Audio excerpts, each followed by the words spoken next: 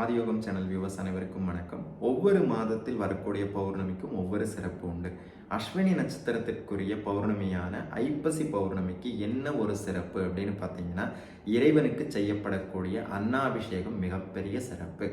இந்த அன்னாபிஷேகத்தை சிவபெருமானுடைய கோவில்களில் எந்த முறையில் செய்கிறார்கள், அந்த அன்னாபிஷேகத்தை நாம் கண்டு தரிசிக்கும் பொழுது என்ன பலன்கள், என்ன நன்மைகள் நமக்கு கிடைக்கிறது, இந்த வருடம் 2024வது வருடம் எந்த நாளில் அன்னாபிஷேகம் நடக்கிறது என்பதை பற்றி இந்த வீடியோவில் மிக தெளிவாக பார்க்கலாம். அடுத்த வீடியோவில் வீட்டில் லிங்கம் வைத்திருப்பவர்கள் எப்படி அன்னாபிஷேகம் செய்து வழிபட வேண்டும், அல்லது படம் வைத்திருப்பவர்கள், திருவுருவ படம் வைத்திருப்பவர்கள் எப்படி அன்னத்தை வைத்து வழிபட வேண்டும் அப்படிங்கிறத பற்றி மிக தெளிவாக பார்க்கலாம்.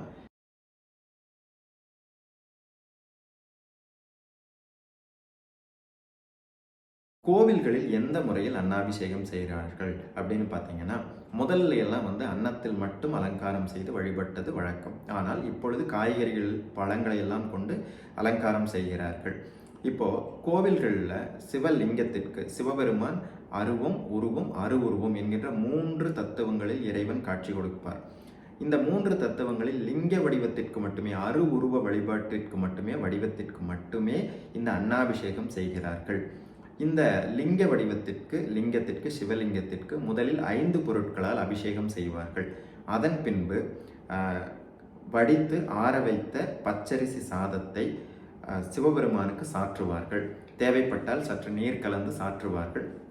இந்த அன்ன அலங்காரமானது 2 நாழிகைகள், அதாவது 1½ மணி நேரம் இருக்கும். இந்த 1½ மணி நேரத்தில் தேவாரம், திருவாசகம் முதலிய தமிழ் வேத பாடல்களையும், ருத்ர சமகம் போன்ற சாமவேதம் போன்ற பாடல்களையும் பாராயணம் செய்வார்கள். இந்த முடிந்த பின்பு, இந்த அன்ன அலங்காரம் முடிந்த பின்பு, 2 நாழிகைகள் முடிந்த பின்பு இந்த அன்னத்தை கலைத்து பக்தர்களுக்கு பிரசாதமாக கொடுப்பார்கள். அதன் பின்பு 5 வகையான பொருட்களால் சிவபெருமானுக்கு அபிஷேகம் செய்வார்கள். இந்த பிரசாதத்தை எப்படி கொடுப்பாங்க அப்படின்னு பார்த்தீங்கன்னா, பொதுவாக சிவலிங்கத்தை 3 பாகமாக பிரிப்பார்கள். மேலே இருக்கக்கூடியது ருத்ரபாகம் என்று சொல்லக்கூடிய சிவபாகம், ஆவுடையாரின் மேல் பகுதியாக இருப்பது விஷ்ணு பாகம், கீழ்ப்பகுதியாக இருப்பது பிரம்ம பாகம். இந்த 3 பாகத்தில் மேலிருந்து கீழாக அன்னத்தை சாற்றி கொண்டு வருவார்கள். கீழே வரைக்கும் சாற்றுவாங்க, பிரம்ம பாகம் வரைக்கும். இந்த அன்ன அலங்காரத்தை கலைக்கும் பொழுது லிங்க பாகத்தில் இருக்கக்கூடிய அன்னத்தையும் விஷ்ணு பாகத்தில் இருக்கக்கூடிய அன்னத்தையும் நீர்நிலைகளில் கரைத்து விடுவார்கள், அல்லது பூமியில் ஒரு பள்ளம் தோண்டி அதற்குள் இட்டு மூடி விடுவார்கள். இது எதனால செய்யறாங்க அப்படின்னு பார்த்தீங்கன்னா, 2 விஷயங்கள் சொல்லுவார்கள். ஒன்று, அந்த கதிர்வீச்சை சாதாரண மனிதர்களால் தாங்க முடியாது அப்படின்னு சொல்லுவாங்க. இன்னொரு விஷயம் என்ன அப்படின்னு பார்த்தீங்கன்னா, கல்லில் இருக்கக்கூடிய தேரை முதல் கொண்டு கருவில் இருக்கக்கூடிய சிசு வரை அன்னம் பாலிக்கக்கூடிய இறைவன் அனைத்து உயிர்களுக்கும் அன்னம் பாலிப்பதாக, படியளப்பதாக ஐதீகம். அதனால்தான் நீர்நிலைகளில் கரைக்கிறோம் அப்படின்னு ஒரு விஷயம் சொல்லுவாங்க. இந்த 2 காரணங்களால் விஷ்ணு பாகத்தில் இருக்கக்கூடிய சாதத்தையும் ருத்ர பாகத்தில் இருக்கக்கூடிய சாதத்தையும் நீர்நிலைகளில் கரைத்து விடுவார்கள், அல்லது மண்ணில் போட்டு மூடிவிடுவார்கள். பிரம்ம பாகத்தில் இருக்கக்கூடிய சாதத்தை எடுத்து தயிர் கலந்தோ அல்லது சாம்பார் சாதமாகவோ ஏதாவது ஒரு சாதமாக செய்து, ஏனென்றால் வெள்ளை எண்ணத்தை சாப்பிடக்கூடாது அப்படிங்கிறத சொல்லி தானமாக கொடுக்கக்கூடாது அப்படின்னு ஒரு ஐதீகம் உண்டு. அதனால் இந்த மாதிரி கலந்து அதை பக்தர்களுக்கு பிரசாதமாக கொடுப்பார்கள். இதுதான் இந்த முறையில் தான் சுவாமிக்கு அன்ன அலங்காரம், அன்னாபிஷேகம் செய்வார்கள். கோவில்களில், ஒவ்வொரு கோவில்கள்லையும் அன்னாபிஷேகம் செய்வார்கள். இந்த அன்னாபிஷேகத்தில் சிவபெருமானை தரிசிப்பதால் நமக்கு என்ன பலன்கள் கிடைக்கும், என்ன நன்மைகள் கிடைக்கும் அப்படிங்கிறது ரொம்ப ரொம்ப ஒரு முக்கியமான ஒரு விஷயம். இந்த காலத்தில் யாராக இருந்தாலும் ஒரு செயலை செய்யணும்னா அதுக்கு ஏதாவது ஒரு பலன் இருக்கா அப்படின்னு கேட்பாங்க. சிவபெருமானை அன்ன அலங்காரத்தில், அன்னாபிஷேகத்தில் தரிசிக்கும் பொழுது மிகப்பெரிய பலன்கள் இருக்கிறது.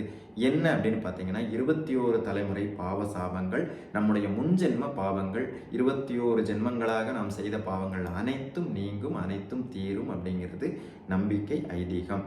இதுக்கு ஏன் அப்படி சொல்றாங்க அப்படின்னா, ஒரு மனிதன், ஒரு உயிர் பிறந்து 1 கோடி லிங்கங்களை தன் வாழ்நாளில் தரிசனம் செய்தால் 21 தலைமுறை பாவ சாபங்களும் 21 ஜென்ம பாவங்களும் தீரும் அப்படிங்கிறது நம்பிக்கை. அதன்படி ஒரு மனிதனாக பிறந்தவன் 1 கோடி லிங்கங்களை தன் வாழ்நாளில் தரிசிப்பது என்பது நடவாத காரியம், ரொம்ப கடினமான விஷயம்.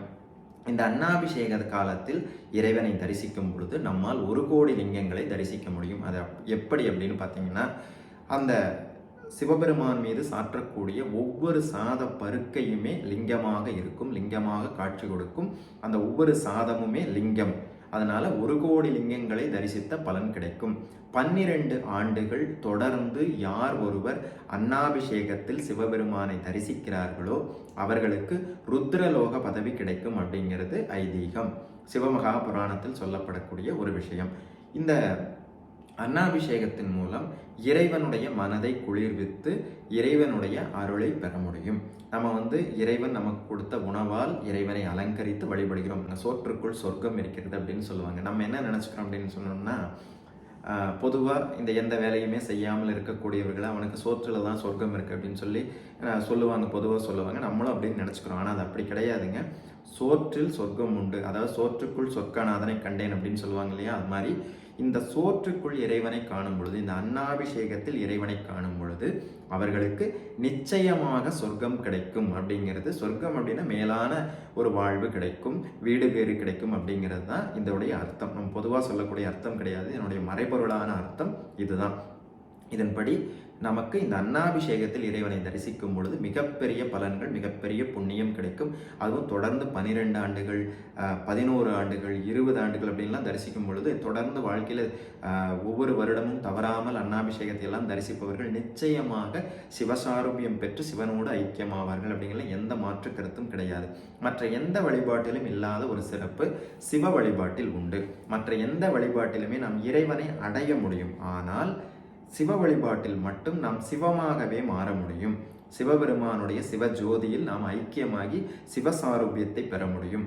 வாழ்நாள் முழுவதும் தவறாத அன்னாபிஷேகத்தை காண்பவர்கள் சிவசாரூபியத்தை பெற்று சிவபெருமானாகவே சிவஸ்வரூபத்தையே பெற்று சிவபெருமானுக்குள் ஐக்கியமாவார்கள் அப்படிங்கிறது தான் நம்முடைய நம்பிக்கை. இந்த வருடம் 2024 வருடம் எப்பொழுது அன்னாபிஷேகம் நடக்கிறது அப்படின்னு பார்த்தீங்கன்னா, பொதுவாகவே அஸ்வினி நட்சத்திரமும் ஐப்பசி மாத பௌர்ணமியும் சேர்ந்தே தான் வரும். ஐப்பசி மாத பௌர்ணமி என்பது அஸ்வினி நட்சத்திரத்திற்குரிய பௌர்ணமி.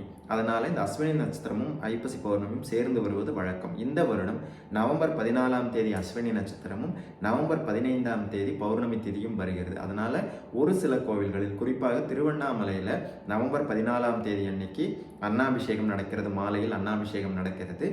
மற்ற கோவில்களில் வழக்கம் போல பௌர்ணமி என்று, ஐப்பசி பௌர்ணமி என்று, நவம்பர் 15ஆம் தேதி என்று, வெள்ளிக்கிழமை என்று அன்னாபிஷேகம் நடக்கின்றது. அன்னாபிஷேகம் செய்யறதுக்கு 2 காரணங்கள் சொல்வார்கள். ஏன் சந்திரனுக்கு முக்கியத்துவம் கொடுத்து இந்த ஐப்பசி பௌர்ணமியில் அன்னாபிஷேகம் செய்கிறோம் அப்படிங்கிறது ரொம்ப ஒரு முக்கியமான ஒரு விஷயம். இது மட்டும் இல்லாமல் இன்னொரு காரணமும் உண்டு. 2 காரணத்தையும் நம்ம பார்த்துடலாம். முதல் காரணம், அன்னாபிஷேகம் ஏன் ஐப்பசி பௌர்ணமியில் செய்கிறோம் அப்படின்னு பார்த்தீங்கன்னா, சந்திரனுக்கு ஒரு சாபம் இருந்ததாக சொல்வார்கள். அவன் 27 மனைவியரில் ரோகிணியிடம் மட்டும் ரொம்ப பிரியமா இருந்ததாகவும், அதனால அந்த ரோகிணியின் தந்தையான தட்சன் சாபம் கொடுத்ததாகவும், இந்த சந்திரன் தேய்ந்து வரும் பொழுது 3ஆம் கலையாக வந்தவுடன் சிவபெருமான் தன்னுடைய ஜடாமுடியில் சூடிக்கொண்டதால் சந்திரன் அந்த சாபத்திலிருந்து நிவாரணம் பெற்றதாகவும் சொல்வார்கள். அந்த சம்பவம் நடந்த நாள் எது அப்படின்னு பார்த்தீங்கன்னா, ஐப்பசி பௌர்ணமி. சிவபெருமான் அருளால் சந்திரன் 16 கிரணங்களுடன் மிக பிரகாசமாக ஒளிவிட்டு ஜொலித்த நாள் இந்த ஐப்பசி பௌர்ணமி. அதனால தான் இந்த ஐப்பசி பௌர்ணமியில் சந்திரனுடைய முழு தேஜஸும் முழு பிரகாசமும் இருக்கும். மற்ற பௌர்ணமிகளை விட இந்த ஐப்பசி பௌர்ணமியில் சந்திரன் மிக பிரகாசமாக இருப்பான். அதில் அந்த நாளில் சிவபெருமானுக்கு அன்னாபிஷேகம் செய்வது மிக மிக சிறப்பு. அப்படிங்கிறதுனால தான் இந்த நாளில் அன்னாபிஷேகம் செய்கிறாங்க. இன்னொரு காரணம் என்ன அப்படின்னு பார்த்தீங்கன்னா, பிரம்மனுடைய 5வது சிரத்தை அறுத்த சிவபெருமானுக்கு பிரம்மனுடைய சிரமானது பிரம்மகத்தியாக மாறி அந்த பிரம்ம கபாலமானது சிவபெருமானுடைய கரங்களில் ஒட்டி கொள்கிறது. அதை எடுப்பதற்கு வழி இல்லை. அப்போது அந்த பிரம்ம கபாலம் போட போட எதை போட்டாலும் அதை தின்று விடுகிறது. அதை நிறைப்பதற்கு சுவாமி அம்பாளிடம், அன்னபூரணியிடம் பிக்ஷை வாங்குகிறார். அந்த கபாலத்திற்குள் அன்னபூரணியானவள் அன்னத்தை இட்டு அந்த பிரம்ம கபாலத்தை செயலிழக்க செய்து சிவபெருமானை அந்த பிரம்மகத்தி தோஷத்திலிருந்து பிரம்ம கபாலத்திடமிருந்து காப்பாற்றிய தினமாக இன்றைய தினம் கருதப்படுகிறது. அதனால இந்த தினம் இந்த 2 காரணங்களால் ஐப்பசி மாத பௌர்ணமியானது மிக மிக சிறப்பு பெற்றதாக, சிவபெருமானுக்குரிய பௌர்ணமியாக மிக மிக சிறப்பு பெற்றதாக, அன்னாபிஷேகம் செய்வதற்கு ஏற்ற பௌர்ணமியாக இருப்பதால் இந்த நாளில் அன்னாபிஷேகம் செய்து இறைவனை வழிபடுகின்றோம். இந்த நாளில் இறைவனை தரிசிப்பதன் மூலம் நமக்கு நிச்சயமாக சோற்றுக்குள் சொர்க்கத்தை காண்கிறார்கள் அப்படிங்கிற மாதிரி சோற்றுக்குள் இறைவனை கண்டு சொர்க்கத்தை அடைவோம் அப்படிங்கிறதுல எந்த மாற்று கருத்தும் கிடையாது. நிச்சயமாக இத்தனை நாட்கள் நீங்கள் அன்னாபிஷேகத்திற்கு செல்லாமல் இருந்திருந்தாலும் நிச்சயம் இந்த வருடம் இறைவனை தரிசித்து சிவபெருமானுடைய அருளை பரிபூரணமாக பெற வேண்டும் அப்படின்னு கேட்டுக்கிறேன்.